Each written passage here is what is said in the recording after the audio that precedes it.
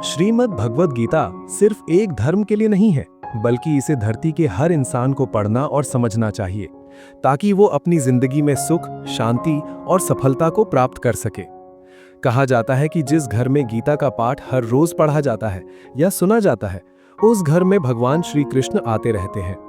श्रीमद् भगवद गीता साक्षात भगवान की दिव्य वाणी है। इसकी महिमा अपार है, अपरिमित है।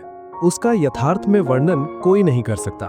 शेष, महेश, गणेश भी इसकी महिमा को पूरी तरह से नहीं कह सकते। फिर मनुष्य की तो बात ही क्या है।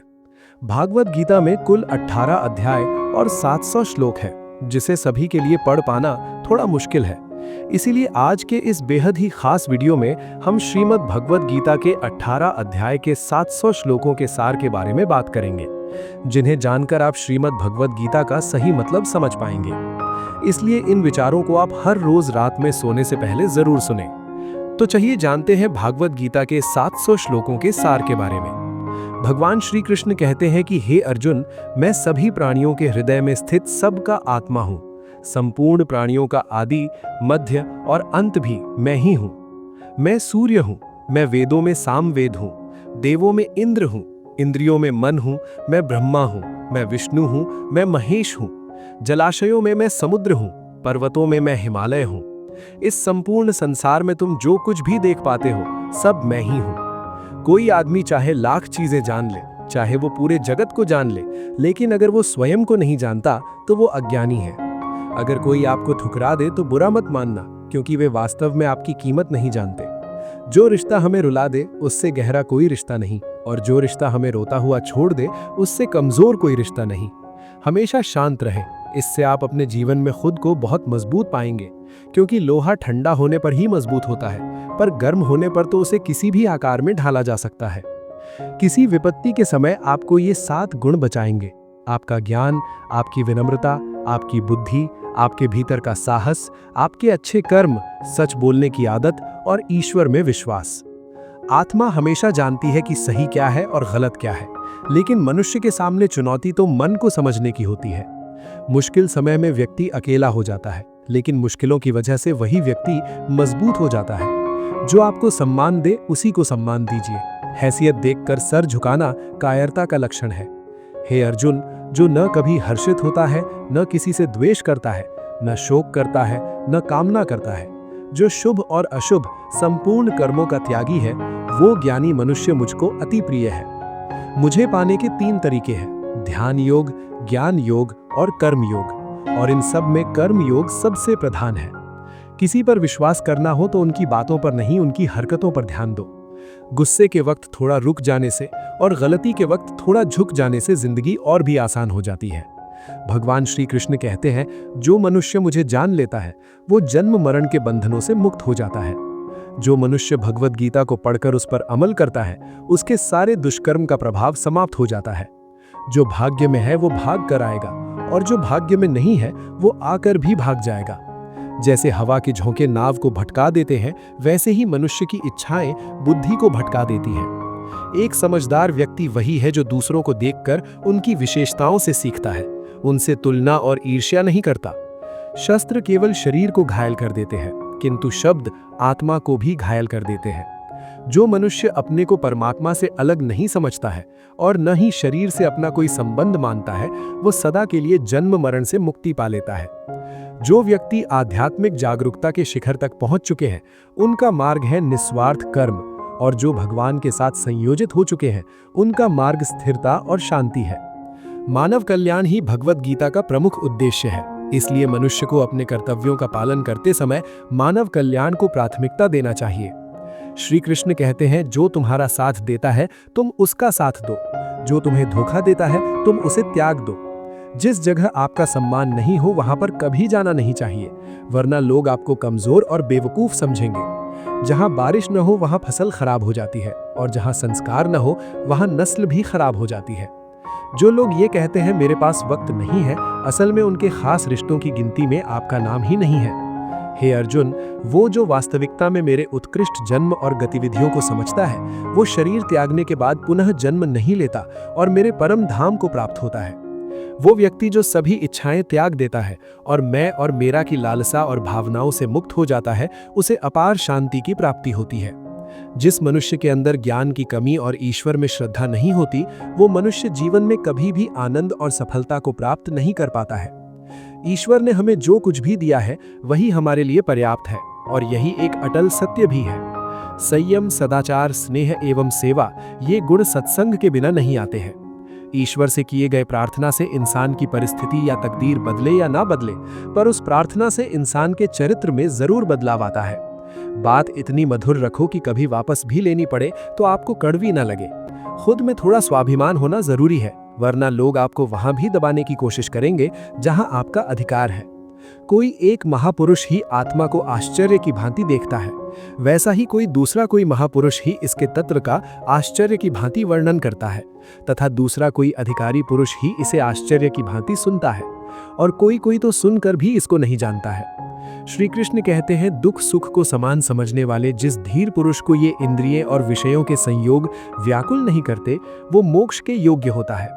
जब तक तुम अपने आप से नहीं हार जाओ, तब तक दुनिया की कोई ताकत तुम्हें हरा नहीं सकती। कमजोर तुम नहीं, तुम्हारा वक्त है, और वक्त सबका बदलता है। तुम बस अपना कर्म करते जाओ। जिसने कभी संकट नहीं देखा, उसे अपनी ताकत का कभी एहसास नहीं होगा। जो दूसरों की तकलीफों को समझते हैं, जिनमें दया है, जो दिल से अच्छे हैं, उन्हें दोबारा जन्म नहीं लेना पड़ता। किसी को कुछ देकर घमंड मत कर, क्या पता तू दे रहा है या पिछले जन्म का कर्ज चुका रहा है। घमंडी मनुष्य का वंश, वैभव और प्रतिष्ठा तीनों ही चले जाते हैं। विश्वास न हो तो रावण, कौरव और कंस को देख लो। चुप रहने से बड़ा कोई जवाब नहीं, और माफ कर देने से बड़ी कोई सजा नहीं। जिस मनुष्य के पास सब्र की ताकत है, उस मनुष्य की ताकत का कोई मुकाबला नहीं कर सकता। हमारी व्यर्थ की चिंता और मन का भय एक ऐसा रोग होता है जिससे हमारी आत्मीय शक्ति बिखर जाती है। मनुष्य को जीवन की चुनौतियों से भागना नहीं चाहिए, और न ही भाग्य और ईश्वर की इच्छा जैसे बहानों का प्रयोग करना चाहिए। यज्ञ से बचे हुए अन्न को खाने वाले श्रेष्ठ पुरुष सब पापों से मुक्त हो जाते हैं, और जो पापी लोग अपना शरीर पोषण करने के लिए ही अन्न पकाते हैं, वे तो पाप को ही खाते हैं। अर्थात जो लोग ईश्वर को याद किए बिना अपने जिंदा रहने में ही लगे रहते हैं, उन्हें चोर समझना चाहिए। केवल ज्ञान ही एक ऐसा अक्षय तत्व है जो कहीं भी, किसी भी अवस्था में और किसी भी काल में मनुष्य का साथ नहीं छोड़ता। धरती पर जिस प्रकार मौसम में बदलाव आता है, उसी प्रकार जीवन में भी सुख दुख आता जाता रहता है। युद्ध हो या जीवन, सफलता केवल 3 शस्त्रों से प्राप्त होती है: धर्म, धैर्य और साहस। कोई भी मनुष्य जन्म से नहीं, बल्कि अपने कर्मों से महान बनता है। कुछ पाना है तो खुद पर भरोसा कीजिए, क्योंकि सहारे कितने भी सच्चे और अच्छे हों, साथ छोड़ ही जाते हैं। मित्र गरीब है या अमीर, ये मायने नहीं रखता, बल्कि वो आपके बुरे समय में आपका साथ कितना देता है, ये मायने रखता है। धर्म चाहे जो भी हो, अच्छे इंसान बनो। हिसाब हमारे कर्म का होगा, धर्म का नहीं। खुशी के लिए काम करोगे तो खुशी नहीं मिलेगी, लेकिन खुश होकर काम करोगे तो खुशी जरूर मिलेगी। जब आप दूसरों के लिए अच्छा चाहते हैं, तो वही अच्छी चीजें आपके जीवन में वापस आती हैं। यही प्रकृति का नियम है। आपका मूल्य इससे तय नहीं होता कि आप क्या हैं, ये इससे तय होता है कि आप खुद को क्या बनाने की क्षमता रखते हैं। हंसता हुआ मन और हंसता हुआ चेहरा, यही सच्ची संपत्ति है। जितना इंतजार वो आपसे करवा रहा है, समय आने पर वो इतना देगा कि संभाल भी नहीं पाओगे। कोई आपका साथ ना दे तो निराश मत होना, क्योंकि परमात्मा से बड़ा हमसफर कोई नहीं होता। खुशी आजादी पर निर्भर होती है, और आजादी इस बात पर निर्भर होती है कि आप कितने साहसी हैं।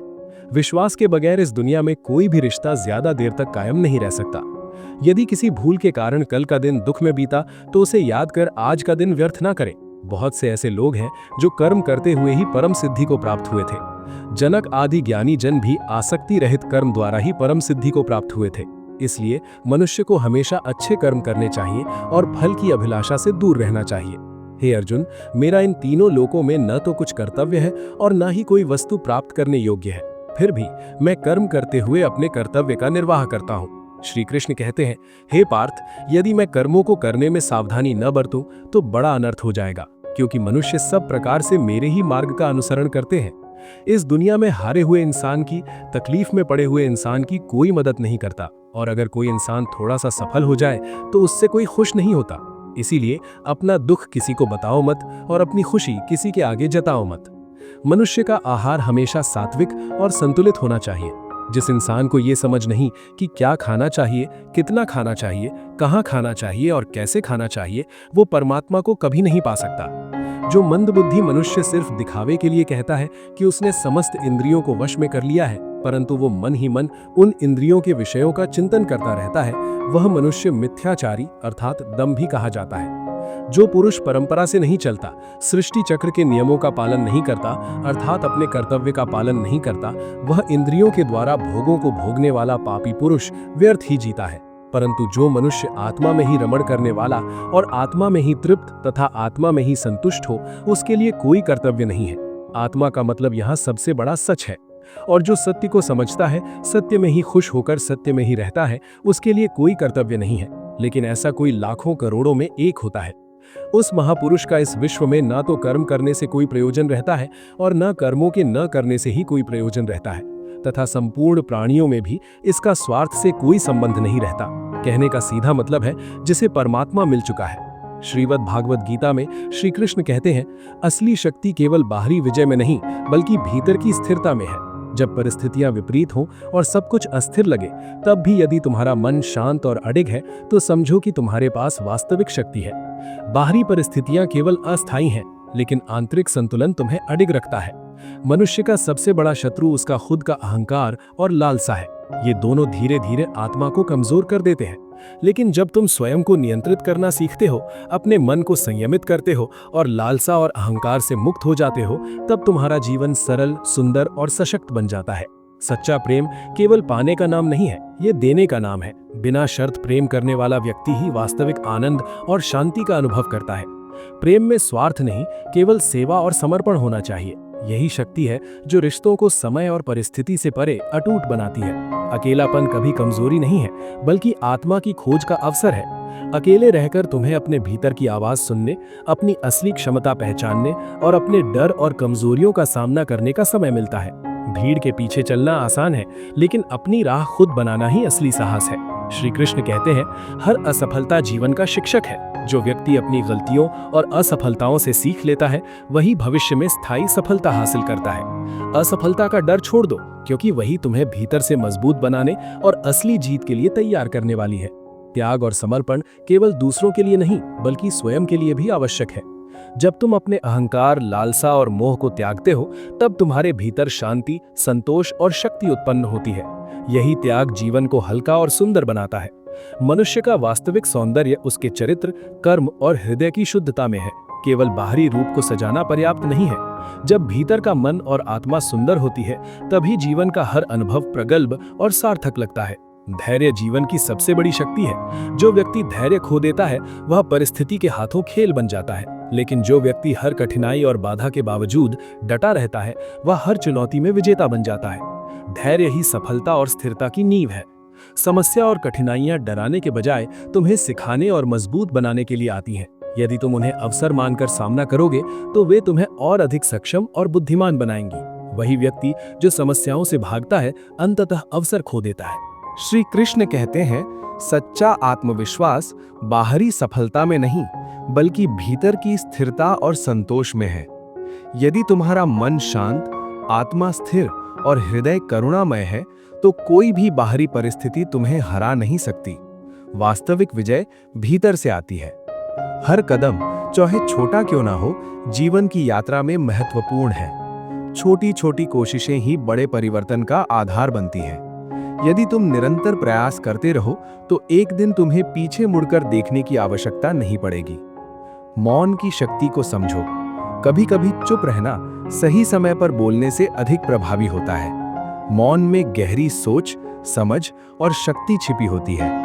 जब तुम शांत रहते हो, तब तुम्हारे कर्म और शब्दों की प्रभावशीलता और बढ़ जाती है। संतोष और आभार ही वास्तविक खुशी और शांति का मूल है।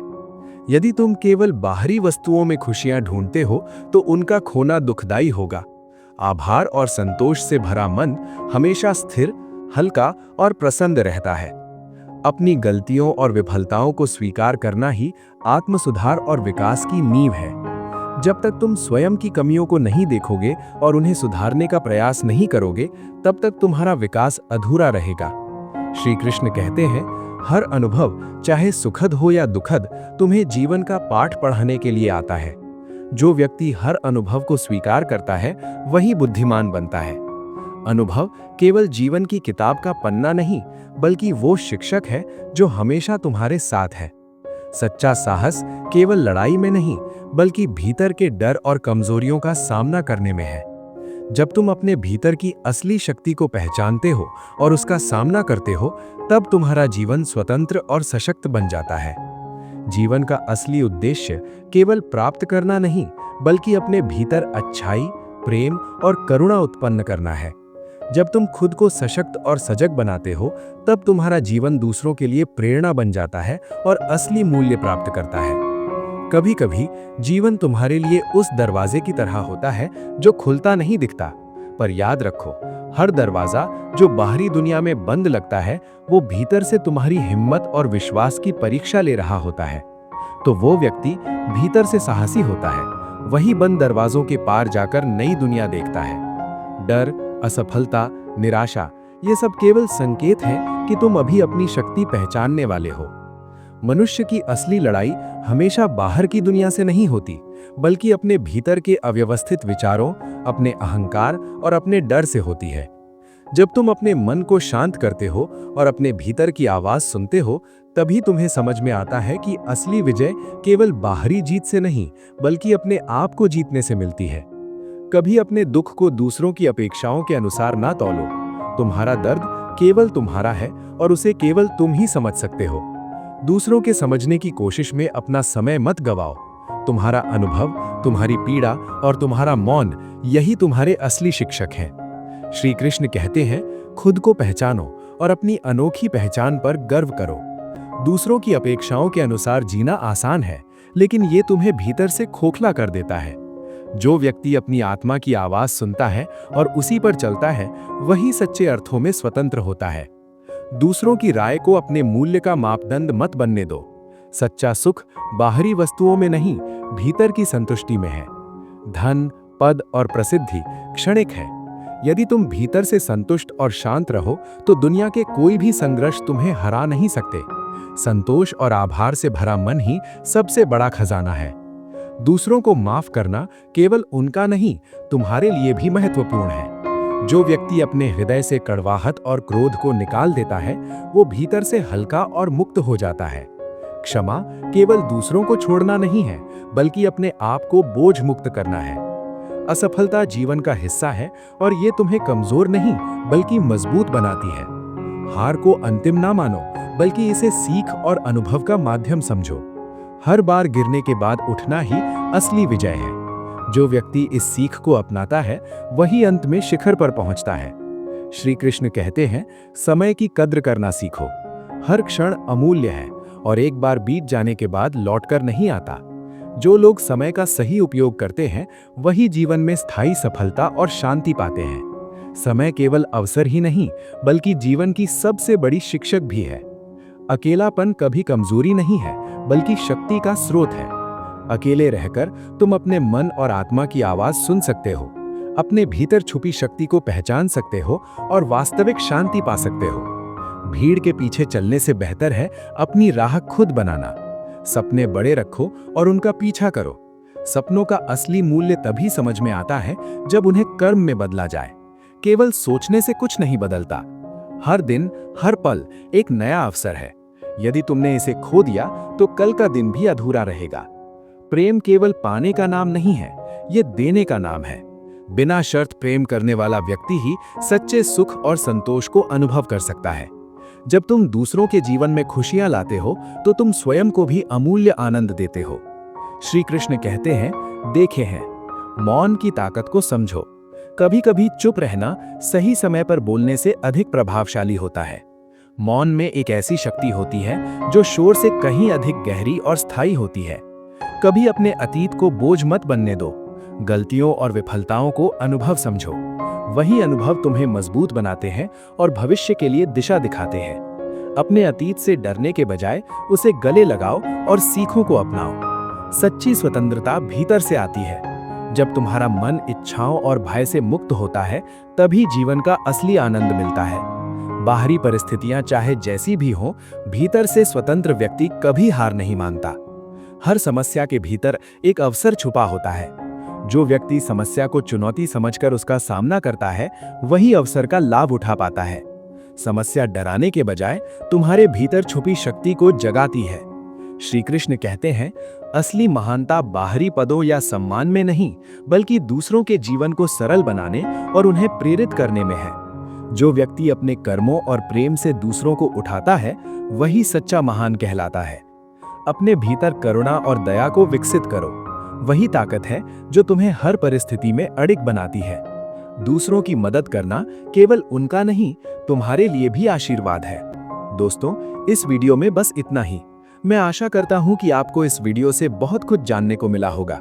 वीडियो को लाइक और शेयर करके कमेंट में जय श्री राधे कृष्ण लिखना ना भूलें। और ऐसे ही ज्ञानवर्धक और प्रेरणादायक वीडियो पाने के लिए हमारे कृष्णा उपदेश 9 चैनल को सब्सक्राइब करके घंटी जरूर बजा दें। भगवान श्री कृष्ण आपको हमेशा प्रसन्न रखें। अपना ख्याल रखिएगा। जय श्री राधे कृष्ण।